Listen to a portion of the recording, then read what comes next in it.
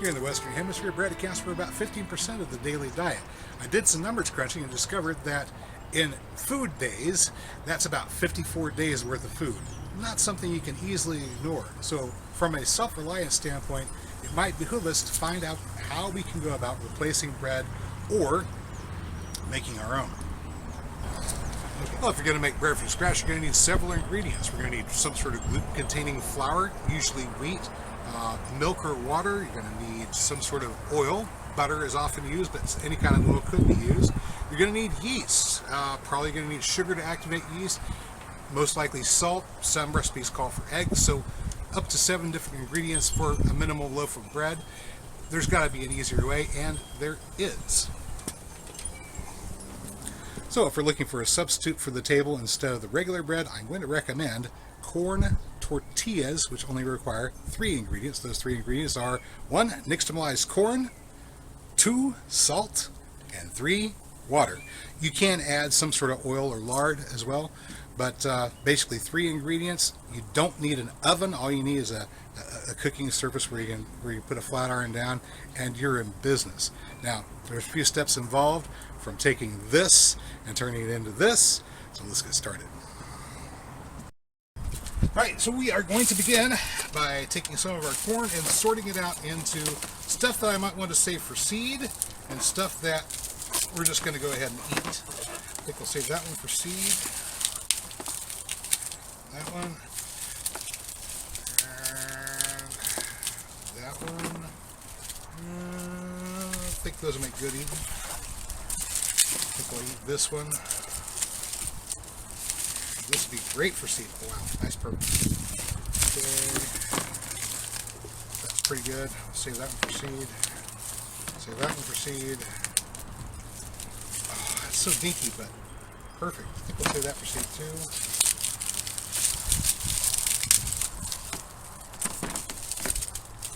Yeah, the rest of this is all going to be seed. Okay. Now I just have to get the corn off the cobs.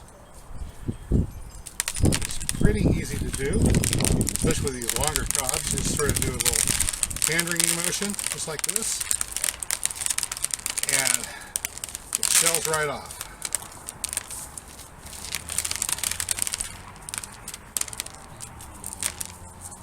That is pretty easy, especially compared to how you have to go about preparing wheat and getting it out of the husk. This comes off pretty simply. There we go. Now we've got our corn here. It's all been shelled, and we need to move on to step number 2. It's winnowing. And today is a fairly windy day, so it makes this a little bit easier. All we have to do is try to get this chaff material here, this light fluffy stuff, separated from the corn kernels. The easiest way to do that is a large basket. You just toss it up, catch it again. There you go. Does that look like fun? Toss it up and catch it. If you have a good wind, nice cross breeze going, you'll blow the chaff right out.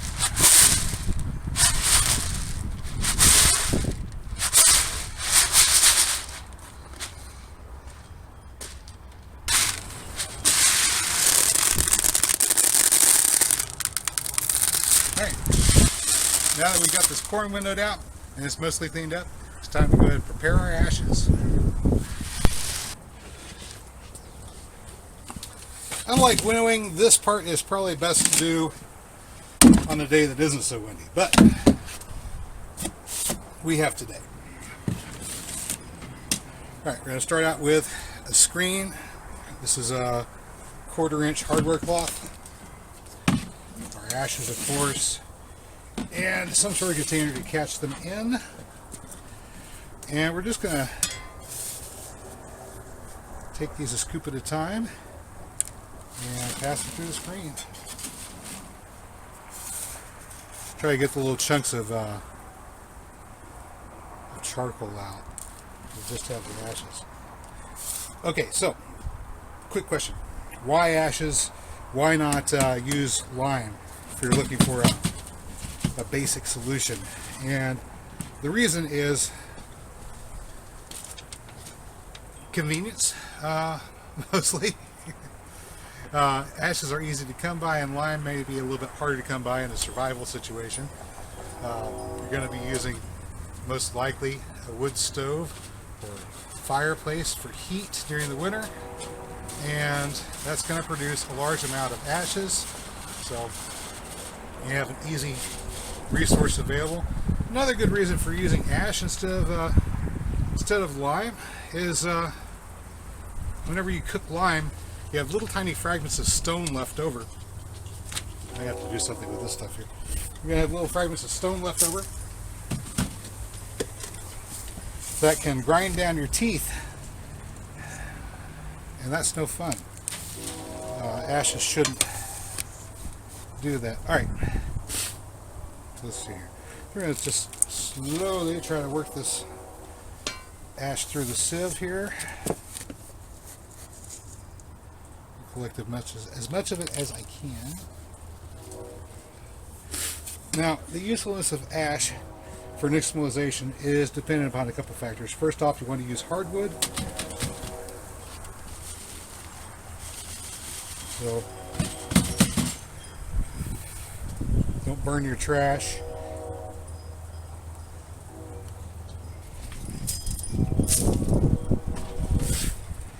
Second, the composition of wood ash is going to vary depending upon temperature. At higher temperatures, you produce more calcium oxide, so the wood material is more completely combusted.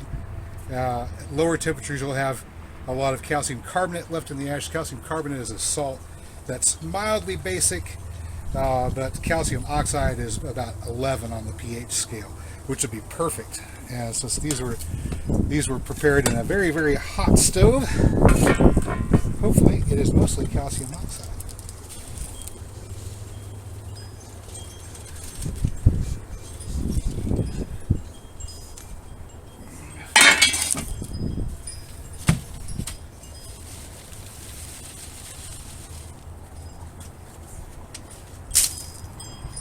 Alright, I have here an equal amount of hot water. It was boiling just a minute ago, and I want to use hot water because it's going to increase the solubility of our wood ash. Not all of the components are going to be soluble, of course. Calcium oxide is going to be soluble, calcium carbonate not so much. Anyway, let's go ahead and pour these in here and give them a good stir.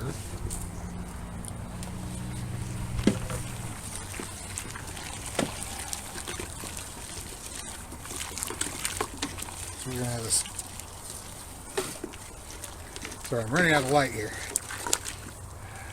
That's the problem with making videos in the winter is you don't have much light to work with. Alright, so I'm making a slurry of ash and water here.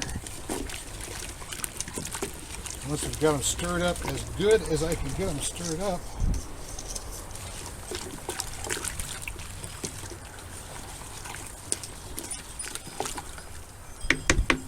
I'm just going to let this stuff sit and settle out.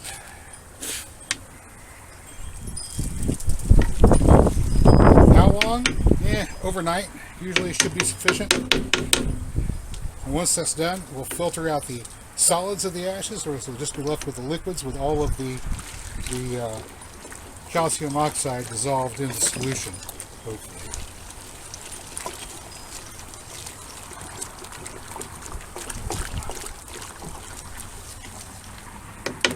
Alright, we'll let this sit overnight, filter it, and then we'll be ready to process the corn. I added more water off camera and allowed the ashes to soak overnight. So we have about twice the amount of water of ashes in the pot now. And I've got it on the stove here. We've allowed the ashes to settle down, and we're going to proceed to separating the liquid from the solid in these ashes. Let me redirect the camera to what we're doing. Alright, let's gently pick this up and move it over because I don't want to stir things up too much. I've got a quart jar and a china cap, which is going to help. And you're going to want some kind of filter paper. I've got paper towels. This should do the trick. Just put that down in there. And I'm going to call on an assistant to help hold the china cap while I pour. Oh, Mary, would you be so kind as to just hold on to this handle for me, pretty please? just... What is it? It's the handle to the china cap. Oh, all right. Oh, it's heavy. All right, very, very carefully. I'm just going to try to pour off the liquid portion so that the solid ashes remain on the bottom. And there we go.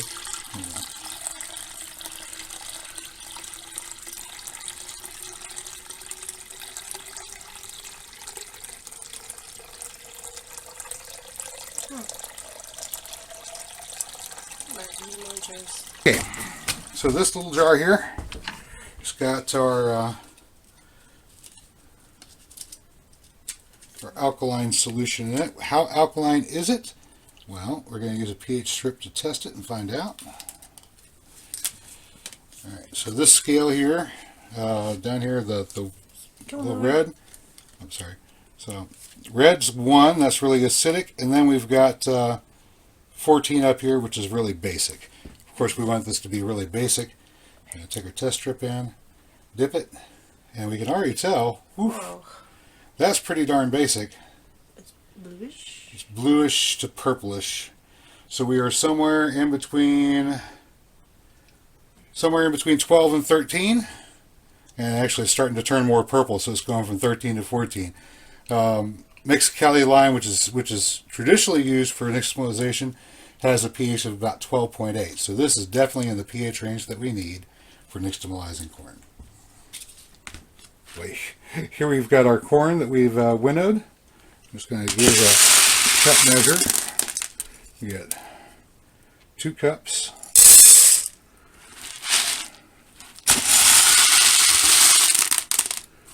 There we go. Got 2 cups of corn.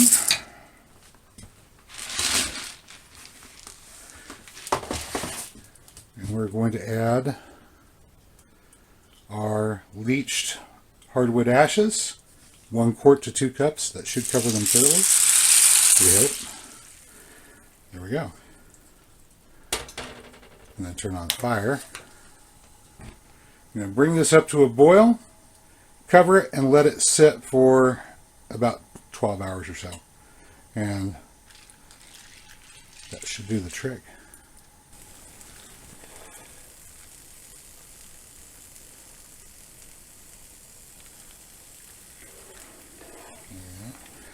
Alright, after about a half an hour, maybe a little bit longer, the kernels will start to have plumped up. You may have to add a little bit more water as you go. But we're well on our way to having hominy. We're just going to let this sit for, about another 6 to 8 hours or so. Should be enough. Recording! After a couple of hours, our hominy has started to cool down. You can see that the grains have puffed up and the skins have come off.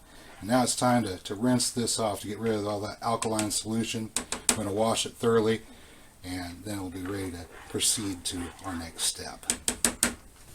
Alright, here we go. After a good wash, we've got most of the skins removed, and hopefully we've removed most of the alkali from our corn. So I'm going to get another test strip and double check and make sure. We don't want the pH too high, otherwise it would be unsafe to eat. Do the same thing if you're going to be nixtamalizing with calcium hydroxide as well. Just make sure you've got all of your alkaline out before you proceed to grinding up your masa. Alright, so eventually you're going to get a feel for it. The corn kernels will stop feeling slick. Most of the skins are going to come off and float away, and that will do good. But until you develop that technique, you can always use a test strip to get an idea about how we're doing. Okay, we're looking green. We're like a pH of 7 to 9. That's much better. I think one more wash and that'll be done.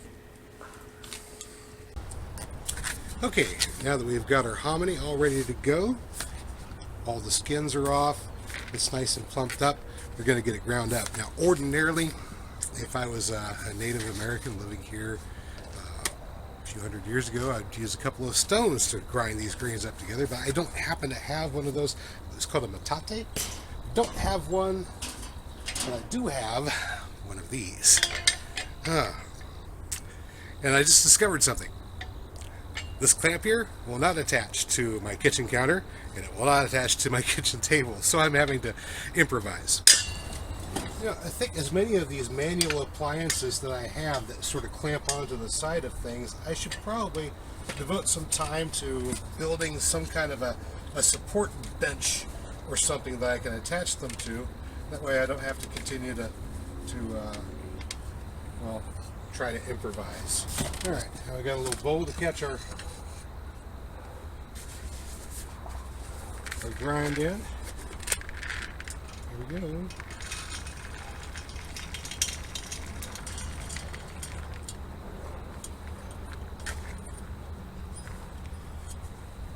Guys, this is actually the first time I have ever used this particular appliance, so I have no idea how it's going to turn out. This is a Victoria cast white iron hand mill. Ordinarily, you'd use it for grinding whole dry grains. We're going to run this slightly damp hominy through and see how it turns out.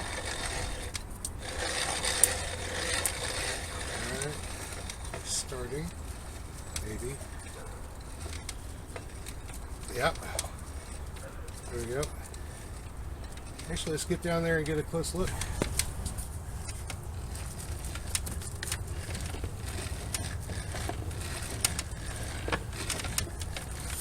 So far, so good.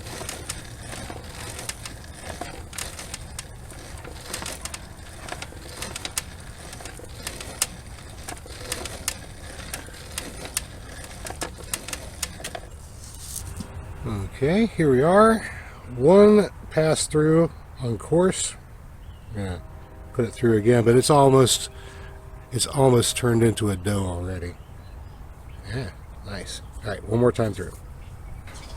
All right, I'm left with a ball of dough here, and it's a little stiff, so we're going to add some nice hot water and a bit of salt, about maybe a half teaspoon or so, and we'll go ahead and knead this into our dough for making tortillas. Okay, we got a little bit of salt here. Actually, it's probably more salt than we need. Just a couple of pinches of salt should be sufficient. Yeah, why not? Let's go for broke. And some hot water.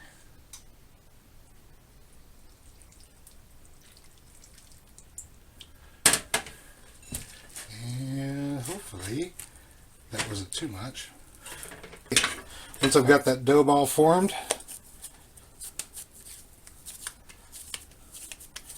and it's tacky, but it's not sticking to my hands. All right, that's good. We're going to let it sit.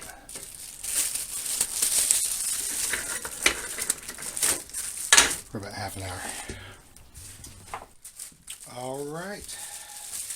So, it's been about half an hour. We've got our dough ball here. I think we're about ready to try making some tortillas. I'm going to take about a 2-ounce size ball here, and we're just going to go ahead and knead it for about 1 full minute. After you've done this for a while, you get a feel for the texture. Masa does not have any glucose in it, so unlike regular flour where you have the strands of glucose that hold everything together, there isn't any glucose in corn at all. So what you're doing is, with that hot water, causing conversion of starches into sugars, and it's actually sugar molecules that are providing the tackiness that stick your dough together. And in order to develop them properly and get everything to work right, you have to knead it quite a bit. Otherwise you get a crumbly mess. But now I've got my ball of masa dough. I'm going to use this tortilla press to make a tortilla. It may help to use a sheet of parchment in between. Just put your ball there, and press. Now, the amount that you have to press is something that just takes practice.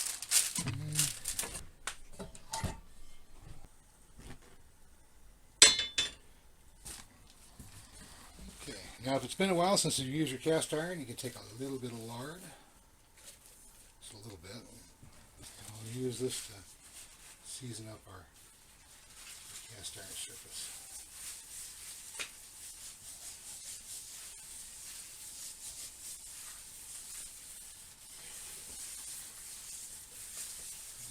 it to get good and hot. Now we got our tortilla removed from the parchment paper. You have to use a parchment paper or wax paper or plastic wrap, something like that, on your tortilla press so the tortillas don't stick. But now you just transfer straight over to the flat iron. And we're going to toast it for about a minute on each side.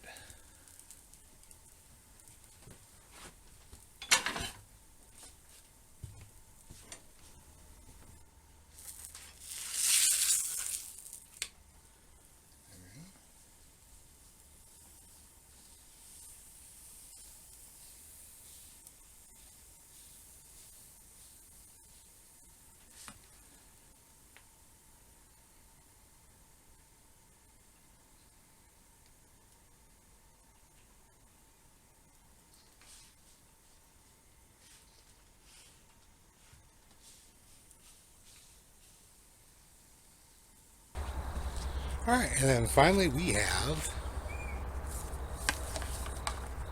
freshly made, from scratch, corn tortillas. Alright, so as a first attempt, we've got a tortilla that does kind of fold. It's a bit on the thick side, so not store-bought quality, but it does taste like a corn tortilla.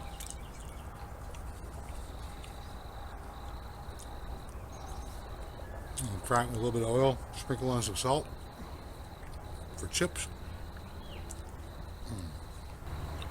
Yeah, so there you have it. Homemade corn flour tortillas. That's all I got for you today, good people. As always, if you found the video informative or entertaining, you know what to do. I'll catch you next time. Until then, get out there and get growing or cooking, as the case may be.